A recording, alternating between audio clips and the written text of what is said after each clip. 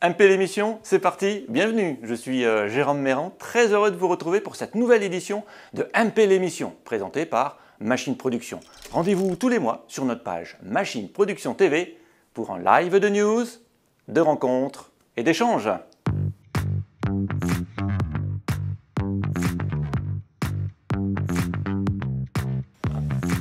Et pour ne pas rater chacune de nos émissions, abonnez-vous à notre chaîne Machine Production TV. Au sommaire de l'émission, nous allons décrypter l'actualité de l'industrie mécanique et pour cette nouvelle émission, focus sur la transition digitale dans les ateliers. Et c'est avec un constructeur français de machines que nous allons illustrer cette transition. Des machines qui ont été adaptées pour s'intégrer dans un atelier 4.0, nous verrons cela. Dans cette émission, on va également s'intéresser aux solutions pour réussir cette transition. Et puis vous verrez que la transition digitale et la transition écologique ne sont pas totalement indépendantes l'une de l'autre. Et pour en parler, je suis ravi d'accueillir Arthur Païs. Bienvenue dans MP l'émission. Merci. Bonjour. Alors, vous êtes président de Mécanumérique, un constructeur français de machines CNC. Tout à fait. Thierry Gautreau, bienvenue également. Bonjour, merci. Et vous êtes directeur du projet Entreprise numérique au CETIM, le Centre technique des industries mécaniques. Alors Thierry Gautreau, quelques mots déjà sur le projet Entreprise numérique que vous pilotez. Oui. Alors, le projet Entreprise numérique s'inscrit dans la logique du CETIM, dont la mission est de développer des solutions pour la performance de l'industrie de la filière mécanicienne. Et pourquoi aujourd'hui plus un projet Entreprise numérique? C'est parce que nous savons qu'il y a encore un potentiel très important de progrès grâce au numérique. Et si on parle par exemple de l'exploitation des données, nous en sommes qu'au début. Donc au CETIM, nous avons la chance d'avoir des experts du numérique pointus et associés à des experts des procédés. Donc à partir de ça, dans ce projet, nous allons vraiment accélérer tout ce qui est développement de solutions pour intégrer de l'intelligence dans les machines, intégrer des solutions pour assister les opérateurs devant leurs machines pour y prendre des décisions en connaissance de toutes les informations qui puissent être exploitées. Mais c'est aussi il y a tout un programme autour des méthodes de conception qui vont évoluer demain avec plus d'exploitation des données qui sont enregistrées sur les produits connectés. Donc avec tous ces modèles que je pourrais qualifier d'expérimentés, comme on parle d'une personne expérimentée, où demain nous aurons des modèles numériques expérimentés sur lesquels nous pouvons imaginer de valider les produits même les plus complexes en faisant moins d'essais de validation, moins de prototypes. Donc tout ça, c'est un programme ambitieux, c'est un programme numérique du CETIM qui va se planifier sur plusieurs années et dans lequel nous allons embarquer un maximum d'industriels pour réaliser des démonstrations avec eux chez eux. D'accord. Arthur Païs, un petit peu un bref historique de votre entreprise française, située à Albi, dans le Tarn. Oui, Mécanumérique a été créé il y a 29 ans maintenant, avec une petite équipe de techniciens et d'ingénieurs, une douzaine de personnes, avec un objectif qui était de montrer qu'on pouvait concevoir et fabriquer des machines-outils en France et les vendre même à des Allemands et à des Italiens qui sont en Europe quand même des gens bien plus avancés que nous dans le secteur machine-outils. Donc, alors, rentrons dans le vif du sujet pour le coup. Donc, pour répondre aux attentes de vos clients qui souhaitent prendre le virage de la digitalisation dans leur atelier de production, vous avez intégré dans vos machines des nouvelles technologies. Quelles sont-elles? Alors, nos machines sont essentiellement des machines d'usinage à coin numérique qui utilisent la technologie de fraisage, laser, jet d'eau, qui travaillent sur des matériaux essentiellement constitués de plaques, donc 2 dimensions grandes par rapport à la 3e dimension. Et sur ces machines-là, face à la pénurie de main-d'œuvre qui est chronique en France depuis quelques années, on a essayé d'apporter sur les commandes numériques des machines des solutions permettant à la machine elle-même d'aider l'opérateur à bien programmer la machine. Donc nous avons développé des interfaces machines un peu plus intelligentes que ce qu'on faisait à l'époque, très intuitifs et très orientés écran de smartphone. Aujourd'hui, il est très difficile d'avoir des opérateurs formés. Le système éducatif français est un petit peu à la traîne aujourd'hui par rapport aux besoins de l'industrie. Donc, avec nos machines, on peut recruter quelqu'un qui est peu formé et avec 2-3 jours d'apprentissage sur la machine, grâce à l'aide de l'outil informatique de la machine elle-même, il va apprendre à utiliser sa machine. Pour ça, on va mesurer beaucoup de paramètres dans la machine et on va lui conseiller d'adapter les paramètres qui viennent souvent d'un logiciel de CFAO, qui sont figés. Et par rapport à cette directive électriques qui viennent à la CFAO, on va lui dire, ben là, il faut que tu ailles un peu plus vite, un peu moins vite, que tu tournes plus vite, moins vite. Attention, ta broche vibre ou elle ne vibre pas. Corrige ça et petit à petit, on va le guider. C'est un assistant pour l'opérateur. C'est plus qu'un assistant, c'est presque du conseil. D'accord. Et on va aussi, le concept, c'est, vous avez tous vu ou lu par-ci par-là, l'informatique pour les nuls, etc. Nous, on essaie de faire le concept de la commande numérique pour les nuls, entre guillemets. Donc, on essaye de les border, de les accompagner sur tout ce paramétrage-là. Et dans la machine, évidemment, on est obligé de rajouter des capteurs sur des fonctions essentielles de la machine pour pouvoir analyser ce qui se passe et l'afficher et présenter à l'opérateur des solutions alternatives qui lui permettront d'améliorer et la productivité et la qualité des pièces. Merci Arthur. Thierry, d'autres technologies sont-elles indispensables pour réussir sa transformation digitale ? Quand on parle de transformation digitale, il y a pour moi un sujet qui revient systématiquement, c'est la continuité numérique. Quand je parle de continuité numérique, c'est la capacité de systèmes comme des logiciels de discuter entre eux, de logiciels discuter avec des machines et des machines discuter entre elles. Si ce sujet est primordial, parce que si l'information est capable de monter et de descendre, derrière, c'est toutes ces solutions techniques dont on parlait, Arthur, Païs, sont possibles. Et hélas, voilà, le problème aujourd'hui, c'est que les investissements se font sur plusieurs années et les équipements aujourd'hui sont très hétérogènes dans les ateliers. Donc nous devons tous faire un effort pour essayer de faire la promotion de tout ce qui est protocole ouvert, relativement accessible, comme l'OPCUA ou le STEPNC. Alors, je pense à ça, puis je pense aussi, dans les procédés, il me semble essentiel que les industriels fassent l'investissement de la simulation numérique de leurs procédés.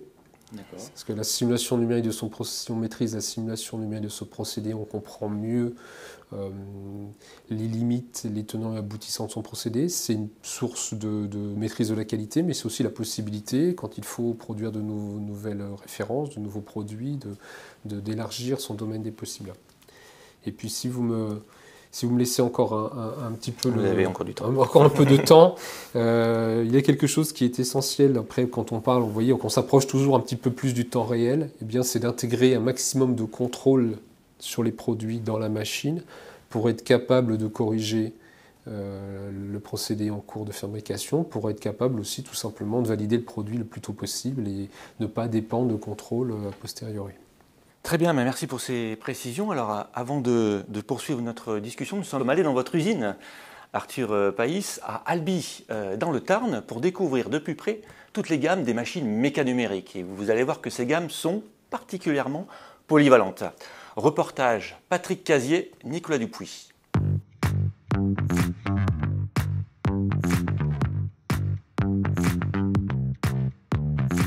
Homme, technologie et solutions sont trois mots pour décrire l'ADN du fabricant français de machines-outils mécanumériques. Découvrons pourquoi. Reportage.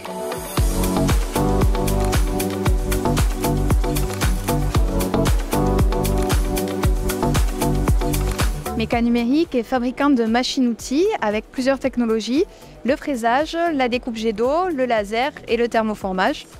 Nous comptons 130 salariés au sein de l'entreprise. Ils sont répartis dans plusieurs services, dont un bureau d'études qui nous permet de faire toute la conception de nos machines et également un atelier de production de plus de 10 000 m² où nous pouvons du coup fabriquer toutes nos machines. Grâce à la variété de technologies que maîtrise Mécanumérique ainsi qu'à cet atelier interne, nous pouvons répondre à nos clients de manière très précise, quelle que soit leur application, quel que soit le matériau qu'ils utilisent. Nous produisons entre 260 et 300 machines chaque année. Ces machines ensuite se retrouvent dans de nombreux secteurs industriels, mais également dans le milieu de l'enseignement et le milieu médical avec une gamme dédiée. Mécanumérique est certifié ISO 9001 pour tous ses processus internes et également certifié Calliope pour les activités de formation au sein de l'entreprise. Le temps de fabrication d'une machine peut varier d'une semaine pour les plus petits formats à plusieurs mois pour les machines dites spéciales. En général, le temps moyen d'une machine, c'est 3 mois, tout compris. Cette phase inclut l'assemblage soudure du bâti, l'usinage, le traitement des pièces, câblage d'armoire électrique et pour finir, montage et câblage final dans la machine. Méca Numérique intègre également un service care dédié à ses clients qui peuvent réaliser des essais techniques, de la formation complémentaire, de l'amélioration sur leurs machines existantes ou également des opérations de maintenance.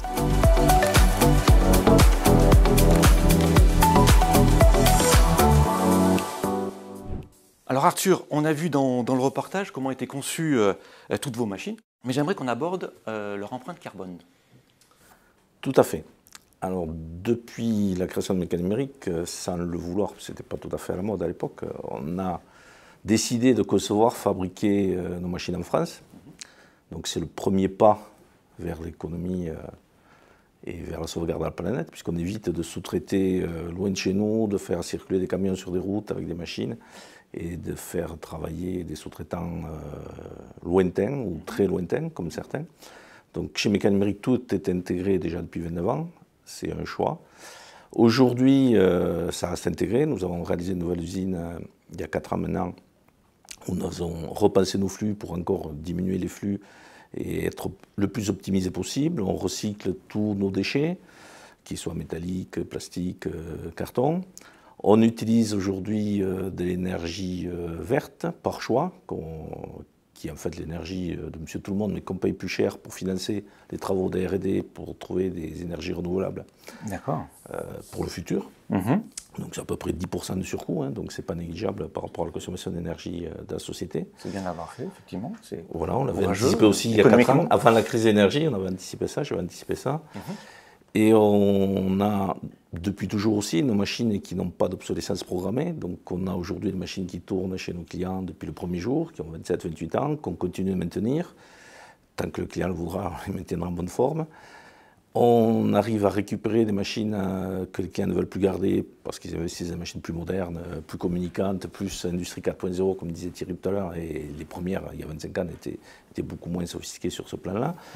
On les rénove, on les remonte à un niveau technologique alors le plus près possible de ce qui se fait aujourd'hui. Dans certains cas, on arrive à monter pratiquement à ce qui se fait aujourd'hui, d'autres à l'étape d'avant, mais c'est des machines qui sont quand même beaucoup plus performantes qu'elles étaient à l'époque. Et elles consomment moins aussi quand on les rénove. Elles consomment moins, on évite aussi de les détruire, d'en faire des neuves, de remettre encore une fois des camions sur la route ou des bateaux, des avions. Bien sûr.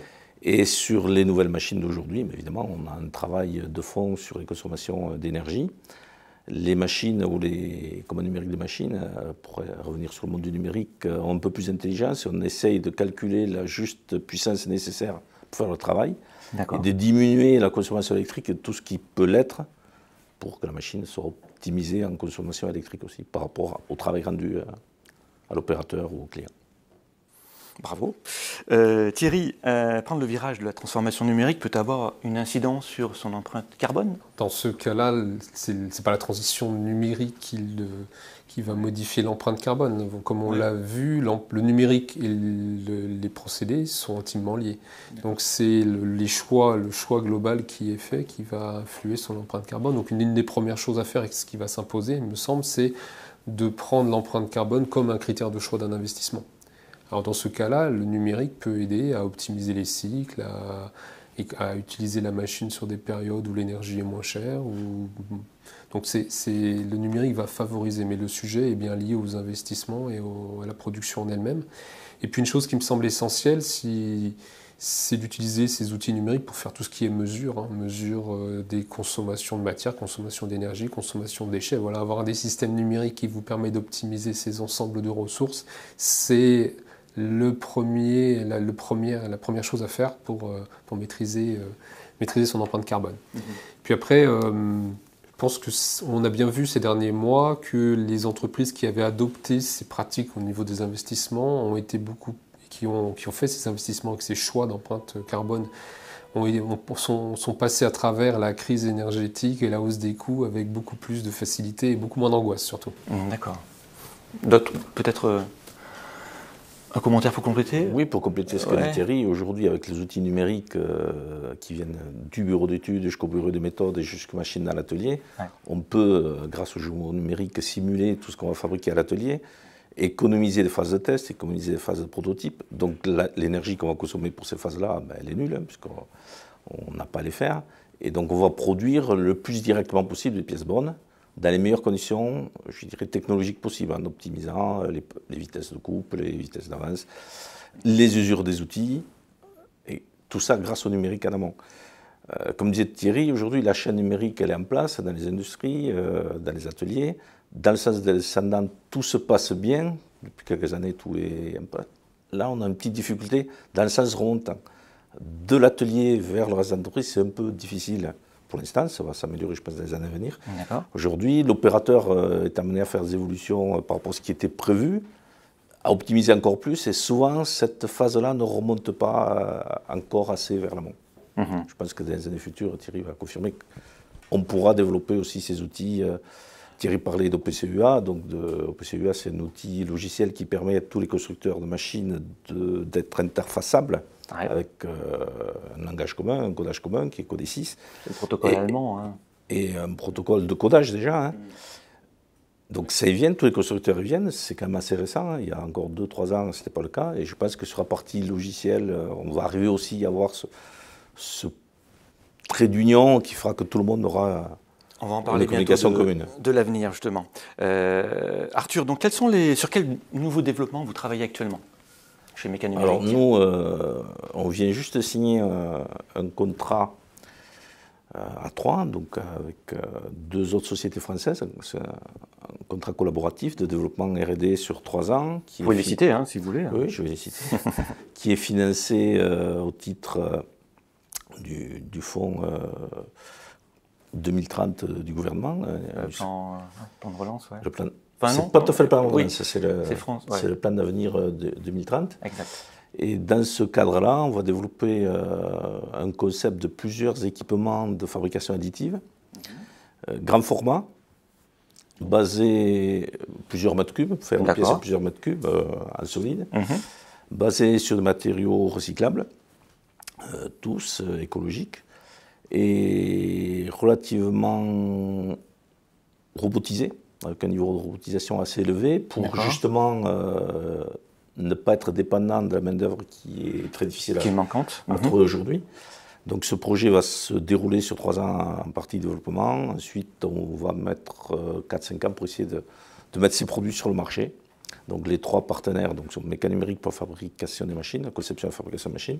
Le CIRTES qui a déposé des brevets sur le concept de stratoconception il y a déjà une vingtaine d'années et qui travaille sur la partie amont du conceptuel, comment créer les objets pour qu'ils soient facilement fabricables en stratoconception, et un opérateur qui est l'opérateur logiciel, qui est Missler, avec le logiciel Top Solid. Voilà, qui intègre donc directement dans le logiciel de FAO et de CAO, enfin de CAO et de FAO dans le monde ordre, Top Solid, qui intègre directement les routines du CIRTES pour slicer, donc couper en tranches les objets, pour pouvoir facilement les fabriquer sur des machines faciles à utiliser par des opérateurs pas très formés, puisqu'on n'en trouve pas, et avec des aides à la manipulation, avec de la robotisation sur la manipulation et sur l'usinage aussi. D'accord. Donc le projet va démarrer, on doit faire la réunion de lancement dans les prochaines semaines. Et vous prévoyez une commercialisation Oui. quand, je veux dire On a 3 ans de développement, on a déjà un démonstrateur qui a été fait, qui tourne au CIRTES depuis 1 an et demi, 2 ans maintenant, mais qui est relativement gros, relativement cher et pas facile d'accès à toutes les entreprises, qui est basé sur des solutions techniques un peu trop pointues encore et qui nécessitent des techniciens très bien formés, des ingénieurs. Et là, on va démocratiser le produit, essayer de le faire 2 fois moins cher et le rendre beaucoup plus démocratique au niveau d'utilisation. Merci Arthur. Alors Thierry, si on se projette sur une petite décennie, quelles seront les prochaines évolutions de l'atelier 4.0 ? Dans l'atelier 4.0, je pense qu'on est loin d'avoir encore imaginé toutes les solutions que pourrait apporter le numérique. D'accord. Mais elles vont servir les défis auxquels sont confrontés les industriels. Donc la capacité de recruter, de maintenir des compétences dans les usines ne va pas s'améliorer facilement. Donc c'est un défi qui va durer. Et ce qui est concomitant, c'est qu'en même temps, l'exigence technique des produits va aller progressant. Et c'est la logique. Et puis tout ce qui va être transition énergétique, transition écologique, va aussi demander de nouvelles solutions. Donc nous, ce que nous voyons dans les prochaines décennies, c'est que l'intelligence artificielle sur ces données de production va aller croissant et s'installer dans le quotidien de chaque atelier. Ce que l'on travaille aujourd'hui au CETIM, c'est vraiment des jumeaux numériques. On parlait tout à l'heure avec Arthur, aussi du jumeaux numériques, je dirais, de vivant, qui apprend autant de la machine que du produit, que des compétences des personnes. Et avec ces outils-là, derrière, les applications seront développées pour toutes les phases du quotidien, toutes les phases du cycle de vie du produit. Donc, globalement, je pense que l'intelligence artificielle qui va se généraliser dans tous les métiers, que ce soit aux études, méthodes, fabrication, mais aussi la gestion de l'entreprise, va faire que les métiers vont beaucoup évoluer. Donc, c'est aussi une opportunité, moi je le vois comme ça, d'attirer aussi demain les jeunes générations et d'autres profils. On parlait de difficultés de recrutement, c'est aussi une opportunité, le numérique, dans ce sens-là. Et puis le challenge, autant je le vois comme ça, pour finir, le challenge il est essentiellement dans notre capacité à embarquer tout le monde et à intégrer ces solutions, parce que chaque brique technologique individuelle existe. Après, ce qu'il faut, c'est réussir à les assembler, à se former autour et à développer les nouveaux équipements qui en sont dotés. Très bien, mais écoutez, ça sera le mot de la fin. Arthur et Thierry, j'ai été très heureux de vous recevoir, mais restez encore avec nous, car on adore les bonnes nouvelles, surtout quand elles proviennent de notre belle industrie de la mécanique. C'est l'heure de notre rubrique MPL News.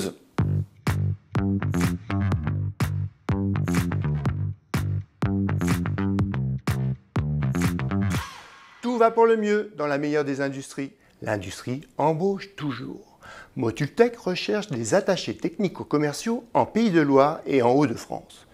Hexagone recrute des ingénieurs en électronique et mécanique. Et Nexteam est à la recherche d'un fraiseur, d'un tourneur et d'un contrôleur. Beaucoup de sous-traitants dans l'industrie mécanique sont à la recherche de personnel qualifié. Retrouvez toutes ces offres d'emploi sur notre site machineproduction.fr, espace emploi. Des entreprises investissent toujours dans des machines et systèmes de dernière génération. On peut citer Menidec qui a réceptionné un tour Miano. Usine Dieppe-Poix, une machine de mesure tridimensionnelle Mitutoyo. Et Mécamig, une fraiseuse Haas. À découvrir, Usine Up Academy est une école de production située à Le Mans dans la Sarthe. Cette association a pour but d'accompagner et de former des jeunes tout public à partir de 15 ans, y compris ceux qui rencontrent de grandes difficultés scolaires et ou sociales. Chez Pépin SAS, Robert Blanc, rectifieur cylindrique expérimenté, part à la retraite et passe le relais à Maxime Louvet. Transmission de savoir réussi. Kyocera, spécialisé particulièrement dans l'outil coupant, a ouvert sa filiale française à Rungis. La FIM, le CETIM et l'UNM se sont unis pour créer Mécalliance, une bannière commune pour les industries mécaniques. Beaucoup d'emplois disponibles dans nos belles industries, beaucoup d'investissements dans les ateliers. Nos entreprises continuent de se moderniser. Retrouvez toutes ces informations et plus sur notre site machineproduction.fr. Que la meilleure des industries soit avec vous.